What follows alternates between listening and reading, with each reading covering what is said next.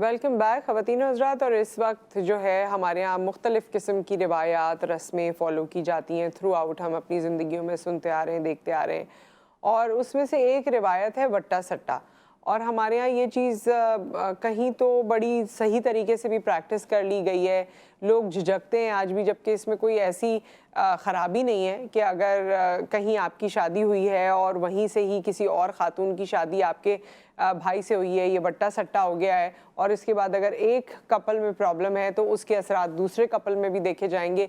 इस तरह की शादियां वैसे मैंने देखी हैं, बचपन से देखी हैं, कि जिसमें ऐसा भी हुआ है कि 5-6 बहन भाई हैं, वट्टे सट्टे पे शादियां हुई थी और 5-6 की एक साथ डिवोर्स हो गई, इसी चक्कर में कि मेरी बहन के साथ ये हुआ, तुम्हारे भाई के साथ ये हुआ, इसके साथ ये हुआ, उसके।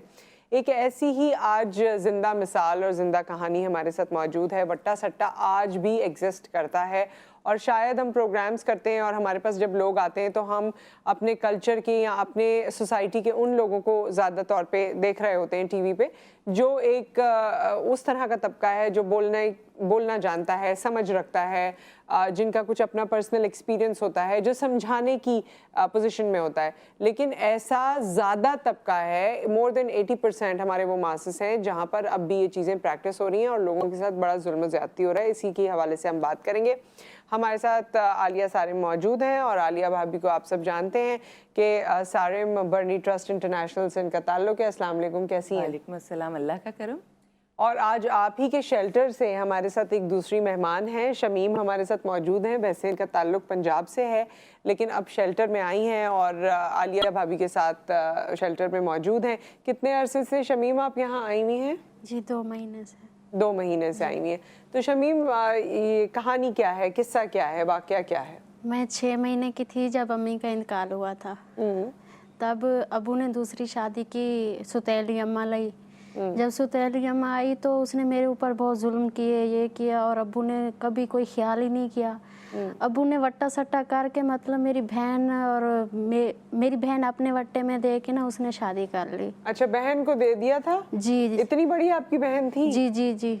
अच्छा, आप 6 महीने की थी? मैं 6 महीने की थी जब मेरी अम्मी का इंतकाल हुआ था। अच्छा, तो बड़ी बहन थी, उसको उसके साथ वट्टा सट्टा करके दूसरी बेगम ले आए? जी ठीक है। जब वो ले आए तो उस अम्मी ने हमारे साथ जुल्म किए, तो अम्मी ने अब्बू को बोला अगर तुम इसे घर से निकालोगे तो मैं रहूंगी, वरना मैं नहीं रहूंगी।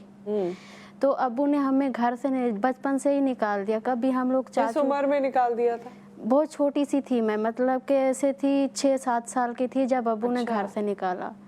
तो कभी आपको अकेले या और भी बहन भाई थे कोई? मेरी एक बहन और भी थी, बड़ी वाली? जी। हाँ। मुझसे बड़ी थी, मैं सबसे छोटी हूँ। तो मेरे अब्बू ने जब निकाला तो मैं कभी चाचू के यहाँ, कभी मामू के यहाँ ऐसे ही पली हूँ। मतलब कि कभी कोई मेरा कोई ख्याल रखने वाला नहीं था। अपने आप को एक अकेला महसूस करती थी, कोई भी नहीं था मेरे यहाँ। तो मैं छोटी सी थी, अब्बू ने फूफो के यहाँ निकाह कर दिया। मैं फूफो के घर पली, संभी, ये किया। और फिर फूफो ने बोला कि नहीं मुझे नहीं लेना, क्योंकि जो वही मेरी बड़ी बहन थी ना, वही मेरी बहन मेरी फूफो के दामाद के साथ सेट हो गई। इस वजह से कि मेरी फूफो ने बोला नहीं मुझे नहीं लेना। उसने बहाना ये बनाया कि मुझे नहीं लेना, ये दहेज नहीं लेके आई, इसके पास दहेज नहीं है, कुछ भी नहीं है, ये यतीम है, ये है, हम नहीं लेंगे। तो शादी हो गई थी? शादी भी नहीं हुई थी, मैं होने वाली थी। अच्छा, शादी से पहले निकाह हो गया था? सही सही, जी ठीक है। तो बहन का उसके दामाद के साथ चक्कर चल रहा था, फूफो के दामाद के साथ। तो इसलिए मेरी फूफो ने मुझे लिया ही नहीं है, घर से निकाल दिया, तलाक करा दी। जिस बहन का जिक्र कर रही है वो जो वट्टे सट्टे में उधर गई? जी। जो वट्टे सट्टे में मतलब कि थी ना, उसने ये सब कुछ कराया। तो मैं चली गई वहाँ से, मुझे मेरी फूफो ने निकाल दिया। मैं अब्बू के घर गई तो अब्बू ने दोबारा मुझे घर से निकाल दिया। मेरी छोटी छोटी और भी बहनें हो गई। तो मेरे अब्बू ने जब सवाल उठता है ना, मैं अपने अब्बू से सवाल करती थी कि आप ऐसा हमारे साथ क्यों कर रहे हो। वो यही चाहता था कि मेरी बेटियाँ हैं वहाँ से, और मैं नहीं चाहता कि मेरी बेटियाँ रुले दर पदरी हो। तो हम लोग ये सवाल किया है कि हम भी तो आपकी बेटियां ही हैं, क्योंकि हम बचपन में ही हमारी माँ गुजर गई, हमारी माँ नहीं है, इस वजह से आप हमारे साथ ऐसा ही कर रहे हैं। उसकी माँ है ना, आप उसे सपोर्ट कर रहे हैं, हमारी माँ नहीं है, आप हमें सपोर्ट नहीं कर रहे। तो अब्बू ने हमारी तरफ तो देखा ही नहीं है। तो अब्बू ने दूसरी जगह मेरी शादी करवाई ना, जब मेरी शादी करवाई तो मेरा एक बेटा हुआ। बहन यहाँ पे आई कराची में, यही सब ने बोला कि इसकी हालत सही नहीं है, बस इसको डॉक्टरों ने जवाब दे दिया है इसका सीज़र हुआ है। जब मैं बहन आ गई यहाँ पे तो बहन का और मेरे मियाँ का पता नहीं कि वही बहन जो फूफो के घर से मुझे अच्छा, निकाला था, जिसका मसला पहले था, ठीक है, वही बहन आई। वही बहन फिर मेरे दोबारा उसी घर में घुसी। जब वहाँ पे आई तो मेरे शौहर के और मेरे बीच में बहुत लड़ाइयाँ चली।